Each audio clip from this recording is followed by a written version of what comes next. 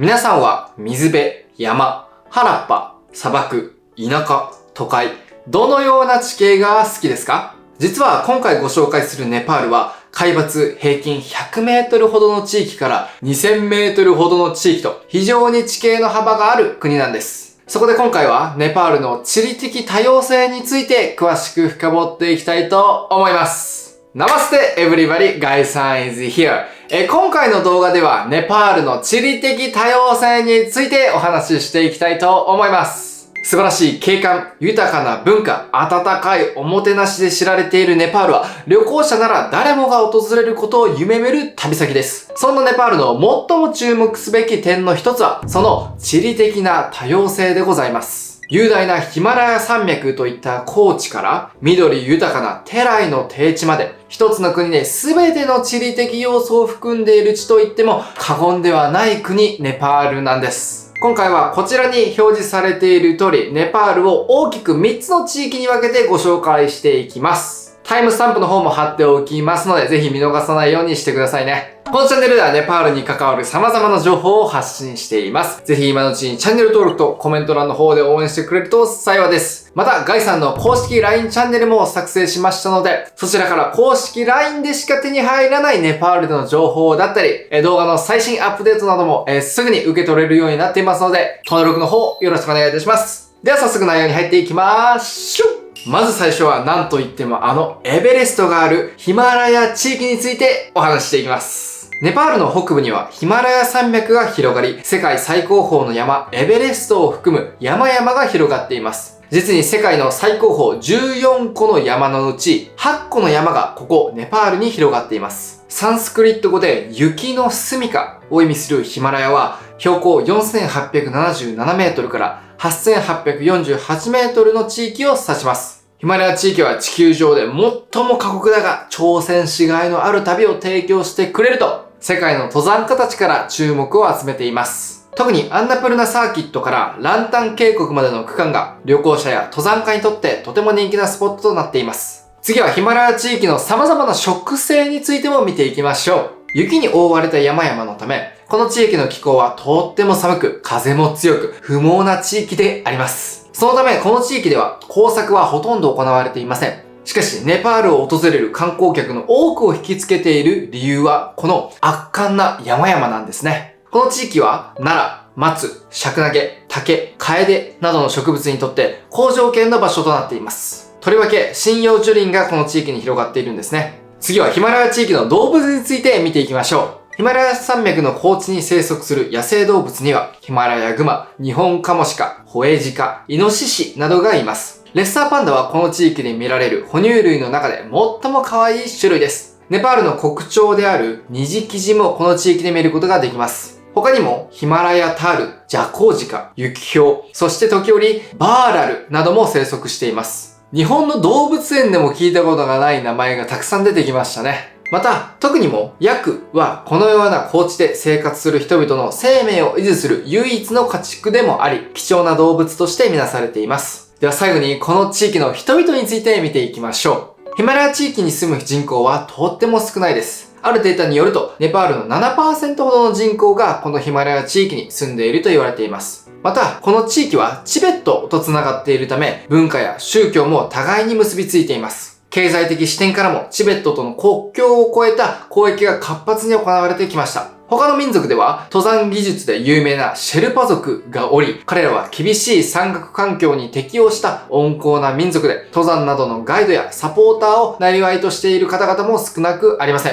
はい、一つ目の地域、ヒマラヤ地域はここで終わりとなります。ここまででもすでに、いい動画やんと思った方はぜひチャンネル登録をお願いいたします。ではここからはヒディエリアと呼ばれる丘陵地帯について見ていきましょう。ネパールの丘陵地域はなだらかで段々の畑に覆われ、見渡す限り広がる農業中心の光景は圧巻です。ヒマラヤ地域と後に紹介するテライ地域に南北を囲まれたネパール中部の丘陵地域は国土の約 64% を占めています。この地域北部はほとんどがマハーバーラタ山脈で占められており、高い丘陵と鬱蒼とした森林が広がっています。カトマンズやポカラのような渓谷、丘、そして渓谷を横切る壮大な川こそが、この地域の生態系を維持している大きな理由となります。この地域に見られる針葉樹林は、奈良やシャクナゲ。この地域に広く分布する動物は、イノシシ、ホウジロジカ、スロウ、ゴラル、クマです。様々な種類の鳥類も見られるのがこの地域の特色となっています。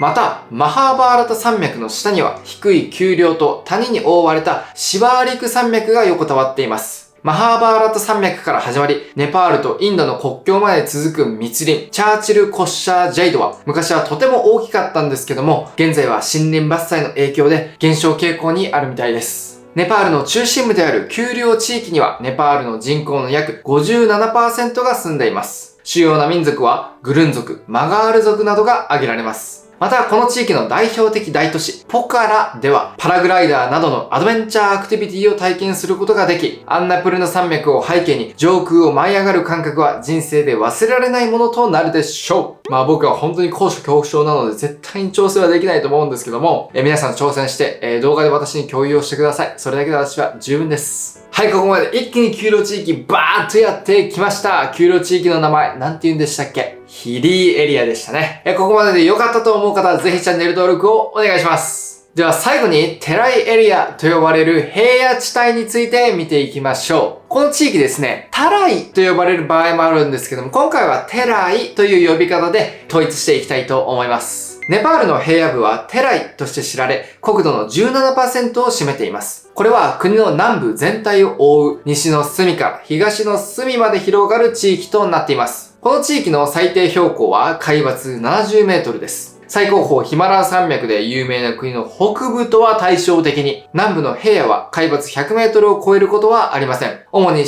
林と肥沃な緑の農地で覆われています。亜熱帯の気候を持ち、ここは非常に肥沃で、国の人口の大部分の食料を生産しているんですね。僕が初めてネパールに訪れた際もですね、このテライ地域であるビラトナガルという町で過ごしました。私のネパール Vlog 系はですね、このビラトナガルで撮っているものもたくさんありますので、ぜひ皆さんご覧になってください。では話を戻しまして、テライ地域に住む民族は様々でありますが、通常は背が高く、肌が黒く、顔の特徴は北インドの住民に似ていると言われています。先ほどご紹介したビラトナガル、私が滞在した場所でもですね、やはり肌がちょっと黒めな方であったり、背が高いな、肌が高いなといった方々が多い印象でした。しかし、その反面ですね、インドと国境を接していることもあって、多様性も非常に長けています。彼らは異なる服装、言語、社会文化的な伝統を信仰するという点もこの地域の魅力となります。北インドであるビハール州とウッタルプラデール州と国境をまたいで接しているため、彼らとネパールのテライ地域に住む方々の容姿と生活様式は非常に似ることとなりました。しかしここには私たちが知らない驚くべき事実が隠されているのも事実なんです。実はインドの北側、またネパールの南側に住んでいる方々は、実はもともと同じ民族だったんです。しかし、ネパールとインドという政治的境界線により、二つの異なる民族に半ば強引に分けられることになっただけなんだそうです。でもそうですね、もともと同じ民族でこうやって家がたくさんあったはずなんですよ。でも急にネパールとインド、ここ国境を作りまーすってなったらですね、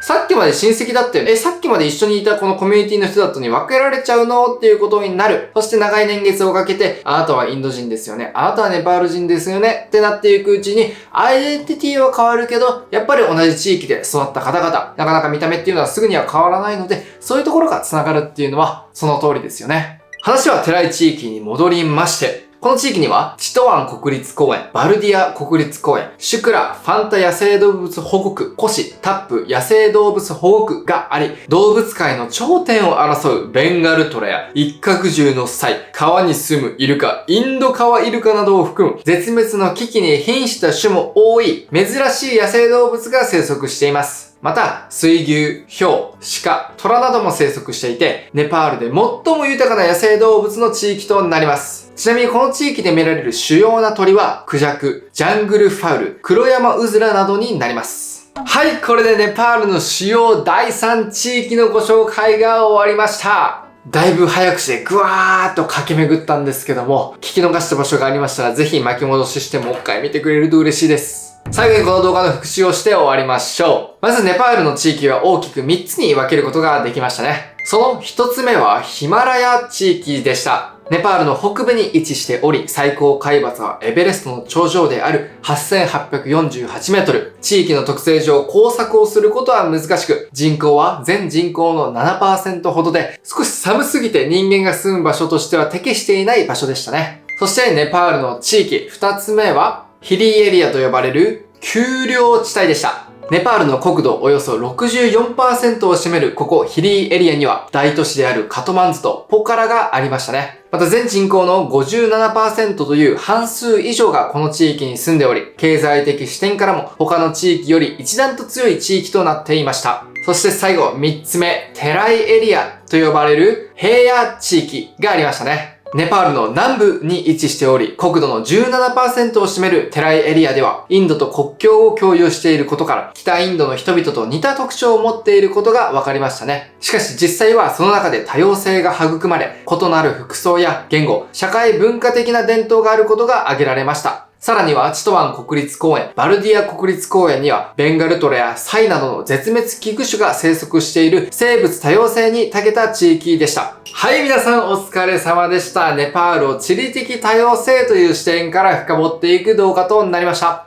人間、動物、植物、文化。やはりこの国、ネパールはですね、多様性という面からはいつも驚かされる、信じられないほどの、広さを持っているなと思います。自然愛好家、冒険家、文化愛好者、人間大好きな人。皆さんがどのようなタイプの人であったとしても、ネパールは何かしらの形で皆さんを受け入れてくれると思います。ぜひ現地へ足を運んでみてください。このチャンネルではこれからも皆さんの知らないネパールの情報をどんどんと発信していきます。ぜひチャンネル登録とコメント欄の方で応援してくれると嬉しいです。ぜひ今回はですね、皆さんが行ったことのある地域、そしてガイさんがネパールに行った時行くべき地域をですね、コメント欄で教えてくれるとそちらに行って現地の動画を作っていきますので楽しみにしていてください。ではまた次の動画でお会いしましょ